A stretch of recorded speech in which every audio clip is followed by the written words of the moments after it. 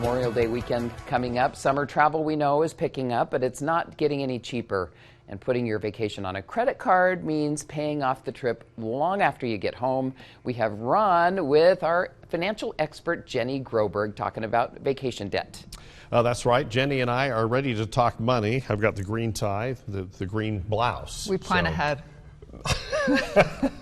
Just kidding, we didn't. Well, at least we're on the same frequency. Okay, let's talk about vacations. And usually, as far as the finances go, we're deciding more on emotion maybe than what we need to be looking at. Most financial things are emotional. Yeah. You know, people are not just buying a plane ticket. They're buying connection. They might be celebrating a milestone. Mm-hmm. They might be looking for an escape. All of those emotions play into family travel plans or personal travel plans. And it's really important that you stay focused. Okay, a lot of families are already carrying debt, sometimes heavy debt. But, you know, everyone deserves to go on a vacation. So how do you balance that? Okay, so let me talk really quickly about the debt aspect first. Mm-hmm. So on average, Utahns have $80,000 of debt per person. That's $20,000 more than the national average. And then people are also using 20 to 25% of people are financing their vacations, either with a credit card, buy now, pay later.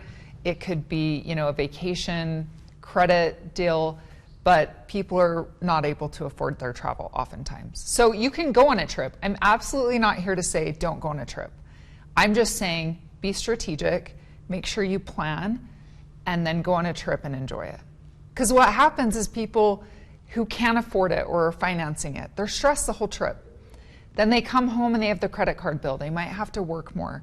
So you then think the vacation is long over and the vacation, trying to pay it off. The vacation is long over, but that stress lingers for what could be years. And so you just have to be really strategic about how you do this. Okay, there was one bullet point on there was interesting. We're influenced by social media sometimes on how we want our vacation to look. We're influenced by social media in a lot of aspects. Yeah. It could be that you see neighbors or friends traveling and you think, well, I should do that. You've got social media pressure, social pressure, family pressure, you know, all of these things, and you really have to, you know, go back to the basics and say, what can I afford and how can I make that happen? Mm-hmm. But you can have both. You absolutely can have both. So I would recommend that you make sure that you have a dedicated savings account for your travel. And I'm not talking about your emergency fund. Your emergency savings, you should... Your vacation isn't an emergency. It's not an emergency, and you may have marital problems and think it's an emergency. I'm using the emergency fund. Don't do that. Everything will blow up. You're going to have more marital problems, more debt, more stress, all those things. Your emergency fund is for an emergency. It could be a water heater going out, kid getting stitches, whatever it may be, but don't use that for travel. Have a dedicated savings account and set up auto transfers every month. You know, we had a trip, we've planned a trip for about a year. I had a payment due a few months ago. The money just keeps depositing into that account every month. And then actually 2 days ago, the final payment was due. I had just enough in that travel account, transferred it over, and made the payment for that trip. Cool. So yeah. Just plan ahead. You don't want to finance a vacation. Do not finance a vacation.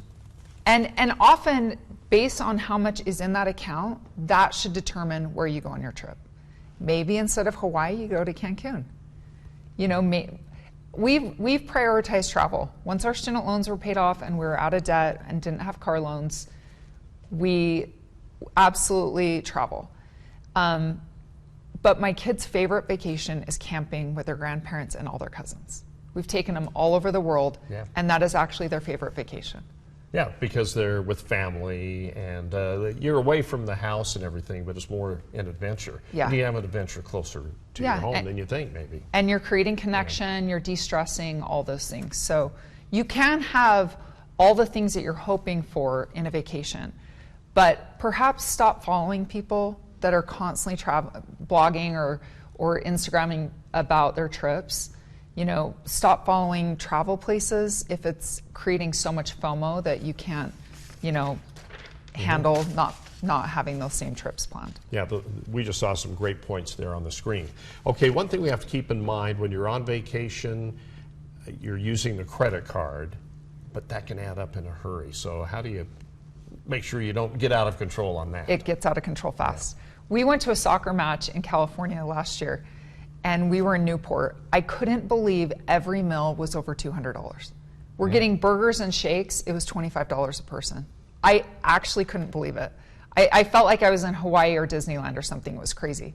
I think it's important that you look at wherever you're going and say, what do I anticipate the average cost to be for a meal for a family of 6 or 2 or whatever, and add that to your budget for your travel.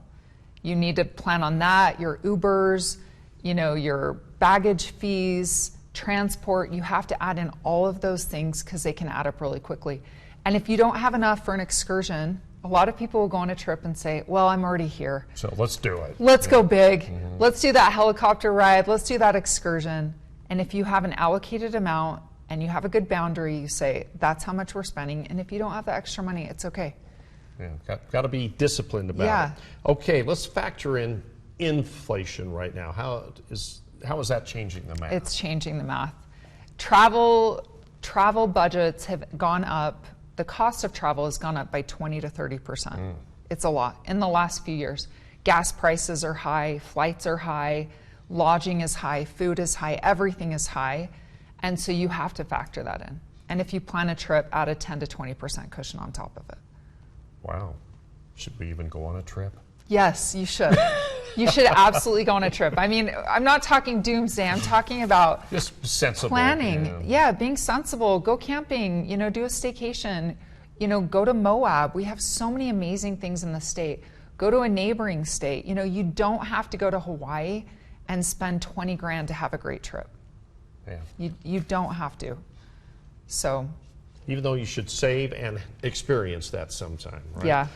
I just want to check these bullet points here. Yeah, you said 20 to 30% more. Yeah, flights. Flights have gone up a ton. A ton because of fuel. So, I guess you don't have to be extravagant. Maybe if you're Elon Musk, you can have an extravagant vacation. And maybe you can have an extravagant vacation. Maybe you decide, I'm going to have one really extravagant vacation instead of 4 mini trips during the year. You can do that. It's like people who decide, I could buy 10 shirts at Target, or I could buy one really nice one. Some people might just want one really nice one. Some might want the variety of multiple shirts, whatever. A trip is going to be the same. You can have one really nice vacation if you want, or some people might opt for a few mini trips because they need to get away. So, well, that's great advice. Okay, how can people get a hold of you, your website? Our website is booksmartsaccounting.com. I'm on LinkedIn at Jenny Groberg, and Instagram, I am Jenny Groberg. And like I say every time, coming away from our little chat, I'm much smarter. Thanks, Ron. So, Jenny, I appreciate that. Thanks for having me. At least book smarter, for sure. Yeah, go on a vacation, but make sure you save up for it first.